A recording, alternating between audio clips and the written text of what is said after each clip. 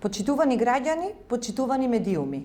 Последните неколку денови сведоци сме на објава на документи со кои се покажува како досегашниот градоначалник ја злоупотребувал својата функција за сопствени интереси, на начин што си всртува маркица за бензинска пумпа во просторот на неговата компанија. Исто така, постојат основани сомненија дека со користење на негови бизнис партнери како параван, купил земјоделско земјиште од над 21.000 метри квадратни во местноста 12 Ваташки другари. Во постапка е промена на деталниот урбанистички план со цел промена на земјиштето од земјоделско во градежно, со што вредноста ќе се зголеми над 10 пати. Деталниот урбанистички план за оваа локација предвидува изградба на нова елитна населба. Токму заради ова ги повикуваме надлежните институции да покренат соодветна постапка и да ги истражат овие случаи.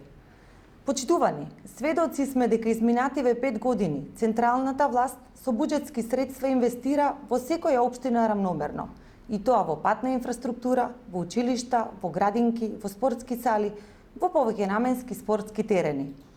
Во нашата општина, инвестициите од централната власт преку директни буџетски средства, но и преку јавните предпријатија се прилично големи, а бенефитот од сите реализирани проекти можеме да го уживаме сите ние, жители на нашата општина. Владата инвестираше во изградба на 2 училишни спортски сали во основните училишта Тоде Хаџитефов и Страшо Пинџур во Кавадарци, во целосна промена на тревната површина и системот за наводнување на градскиот стадион, во реконструкција на патот Кавадарци-Росоман, Кавадарци-Дреново, патот Глишич-Неготино, но и рехабилитација на улиците Илинденска, Пионерска, Браќа Џунови. Со средства од буџетот се изгради велосипедско-пешачка патека, а се започнува со изградба на затворен градски базен, како и нов систем на грејење во спортската сала Јасмин.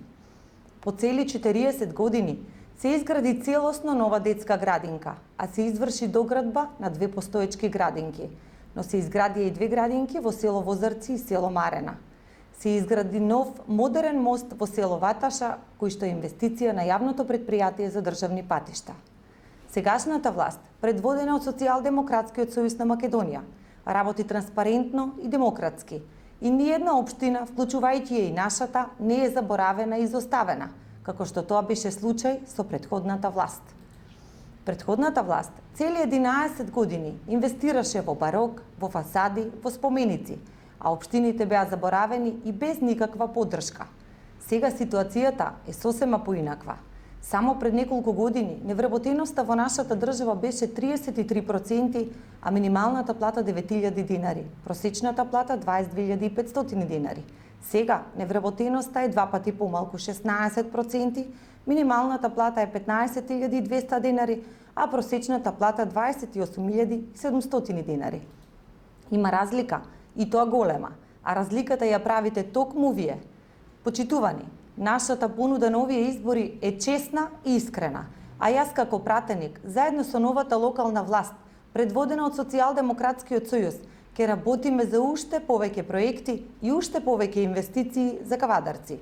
Со нашата одлична програма и остварливи проекти, ја бараме вашата поддршка со цел унапредување на инфраструктурата, на културата, на туризмот, на спортот, на родовата еднаквост, на условите и заштитата на децата, на младите, на самохраните родители и на секој наш сограѓанин. Токму затоа ве повикувам на 17 октомври да го дадете својот глас за најдобриот кандидат на СДСМ и коалицијата Горан Тодоров и советничката листа со број 12 предводена од доктор Диме Коцев. Со тоа гласате за слобода, за демократија и за достоинство, а пред се гласајте за честност и за скромност, гласајте за прогрес и за вистинските вредности. Ви благодарам.